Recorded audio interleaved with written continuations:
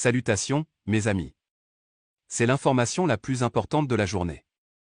Avant de commencer, veuillez vous abonner à la chaîne pour être tenu au courant des nouvelles importantes.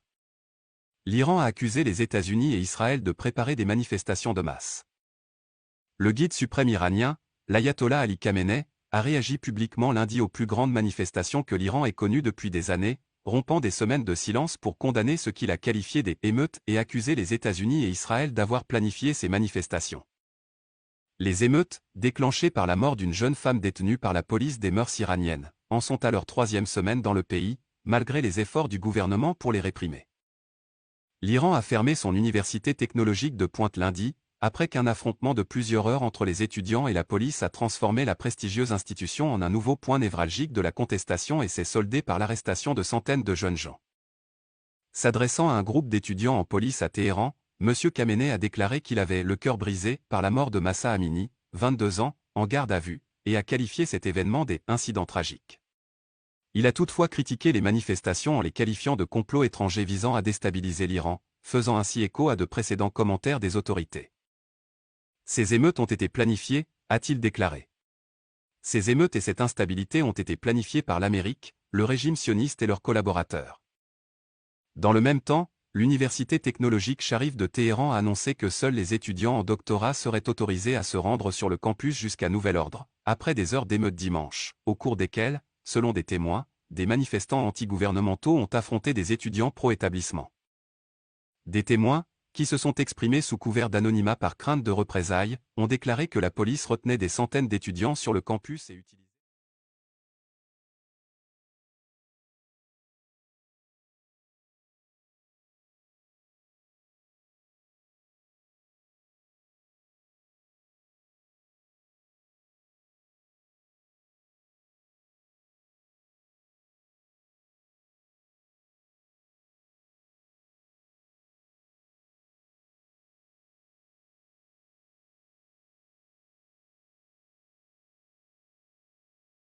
est incroyable, a-t-elle déclaré.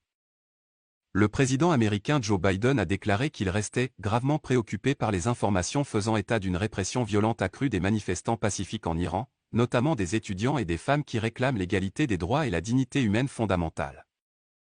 Les États-Unis soutiennent les femmes iraniennes et tous les citoyens iraniens qui inspirent le monde par leur courage, a déclaré M. Biden dans un communiqué. Le secrétaire général des Nations Unies, Antonio Guterres, a déclaré aux journalistes « Il est absolument nécessaire de faire preuve de la plus grande tenue, lorsqu'il s'agit de manifestations dans le monde, et il en va évidemment de même pour l'Iran. » Le dernier mouvement de protestation en Iran, qui a déclenché certaines des plus grandes émeutes du pays ces dernières années, est né en réaction à la mort d'Amini après son arrestation pour avoir prétendument enfreint le code vestimentaire islamique strict du pays. Depuis, elle s'est transformée en un défi ouvert aux dirigeants iraniens, avec des femmes brûlant leurs écharpes d'État et scandant « Mort au dictateur », qui résonnent dans les rues et sur les balcons à la nuit tombée. La volte-face humiliante du Premier ministre britannique Liz Truss. La première ministre britannique, Liz Truss, a été contrainte de faire une volte-face humiliante lundi, après moins d'un mois au pouvoir, en revenant sur une réduction de l'impôt sur le revenu pour les plus hauts revenus, ce qui a provoqué des remous sur les marchés financiers et une révolte au sein de son parti. Le ministre des Finances, Kwasi Kwarteng, a déclaré que la décision avait été prise avec humilité et remords après que certains législateurs du Parti conservateur au pouvoir ont réagi avec colère aux propositions de réduction des dépenses publiques et des dépenses sociales pour financer des réductions d'impôts pour les plus riches. M. Trump mettra également en avant la publication de son plan de réduction de la dette britannique, ainsi que les prévisions de croissance économique, a déclaré une source gouvernementale, dans un autre revers apparent, alors que certains conservateurs appellent à une action rapide pour calmer les marchés. S'exprimant lors de la conférence annuelle de son parti, qui a rassemblé des législateurs et des sympathisants, M. Kwarteng a reconnu les légères turbulences de la semaine dernière, mais a déclaré que le gouvernement devait mettre en place un nouveau cap pour relancer la croissance. Quelle journée, a-t-il dit sous des applaudissements étouffés. Cela a été difficile, mais nous devons nous concentrer sur le travail, nous devons aller de l'avant. Plus de distractions. M. Truss, élu Premier ministre par les membres du parti mais pas par le grand public, cherche à sortir l'économie d'une décennie de croissance stagnante grâce à un plan de réduction des impôts et de réglementation digne des années 1980, financé par d'énormes prêts gouvernementaux. Signe d'une rupture avec l'orthodoxie du Trésor, elle et Kwarteng ont également limogé le fonctionnaire le plus haut placé du département des finances du gouvernement et publié un plan de réduction des impôts sans prévoir son coût. Les investisseurs, habitués à ce que le Royaume-Uni soit un pilier de la communauté financière mondiale, ont été stupéfaits. La livre a atteint un plancher record par rapport au dollar et la Banque d'Angleterre a dû intervenir pour empêcher l'effondrement des fonds de pension. C'est étonnant, a déclaré un député conservateur, qui a refusé de donner son nom. Les dégâts ont déjà été faits. Maintenant, nous avons aussi l'air incompétents. Un autre initié du parti a déclaré que le gouvernement conservateur, qui a été au pouvoir sous différents dirigeants pendant 12 ans, mais avec Truss comme Premier ministre seulement depuis le 6 septembre, était déjà en mode survie au jour le jour alors que la confiance s'est tarie. Bien que la suppression du taux d'imposition le plus élevé ne représente qu'environ 2 milliards de livres sur les 45 milliards de réductions d'impôts non financées, il s'agit de l'élément le plus controversé du paquet, qui a également entraîné l'affectation de dizaines de milliards de livres à des subventions pour le coût de l'énergie.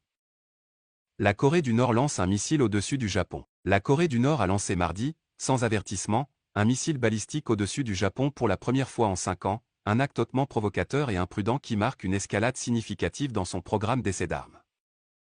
Le missile a survolé le nord du Japon aux premières heures du matin et on pense qu'il a atterri dans l'océan Pacifique. La Corée du Nord a lancé pour la dernière fois un missile balistique au-dessus du Japon en 2017. Il s'agit du 23e lancement de missiles par la Corée du Nord cette année, y compris le plus grand nombre de missiles balistiques lancés en une seule année depuis que le leader Kim Jong-un a pris le pouvoir en 2012. En comparaison, Pyongyang a effectué 4 essais en 2020 et 8 en 2021. Le missile, tiré mardi, a parcouru environ 4600 km, à une altitude d'environ 1000 km et à une vitesse maximale de Mach 17, soit, selon les autorités japonaises, 17 fois la vitesse du son. À titre de comparaison, le territoire insulaire américain de Guam se trouve à seulement 3380 km de la Corée du Nord. Deux experts ont déclaré que les données de vol suggéraient que la fusée tirée était probablement un missile balistique à moyenne portée Hwasong-12, testé pour la dernière fois en janvier.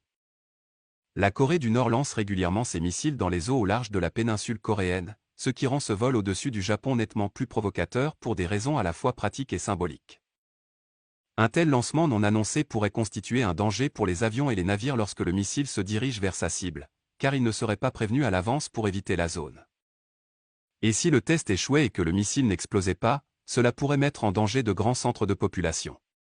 Selon le secrétaire en chef du cabinet japonais, Hirokazu Matsuno, le missile a survolé la région de Tohoku, où vivent plus de 8 millions de personnes. Par le passé, des avions américains ont atterri par mesure de précaution à la suite de tirs de missiles nord-coréens. Et fin novembre 2017, il a été rapporté que plusieurs pilotes d'avions commerciaux ont vu ce qui semblait être une rentrée d'un missile nord-coréen alors qu'il s'approchait de la mer du Japon. Poutine bluffe-t-il avec une frappe nucléaire? Le directeur de la CIA, William Burns, a déclaré lundi qu'il était difficile de dire si le président russe Vladimir Poutine bluffe lorsqu'il menace d'utiliser des armes nucléaires en Ukraine. Eh bien, nous devons prendre toute forme de menace très au sérieux, étant donné tout ce qui est en jeu. Et vous savez, la rhétorique que lui et d'autres dirigeants russes ont utilisée est imprudente et profondément irresponsable, a déclaré M. Burns. Nous ne voyons aucune preuve concrète dans la communauté du renseignement américain aujourd'hui qu'il s'approche d'une utilisation réelle, qu'il y a une menace imminente d'armes nucléaires tactiques. Lorsqu'on lui a demandé si Poutine bluffait avec ces menaces, M. Burns a répondu que les responsables américains devaient de toute façon prendre ces actions au sérieux. C'est très difficile à dire à ce stade. Et comme je l'ai dit, nous devons prendre cela très au sérieux, surveiller les signes d'une réelle préparation et aussi, et c'est le rôle des politiciens, a déclaré M. Burns. Et je ne suis plus un politicien. Mais je peux signaler directement les graves conséquences qui découlent de toute utilisation d'armes nucléaires. Rappelons que M. Poutine a prévenu que Moscou déploiera son énorme arsenal nucléaire pour défendre le territoire russe ou sa population. Le monde est aujourd'hui très proche du déclenchement d'une guerre nucléaire et de la destruction totale de l'humanité. Nous sommes au bord non seulement d'une catastrophe énergétique et alimentaire, mais aussi d'une catastrophe nucléaire.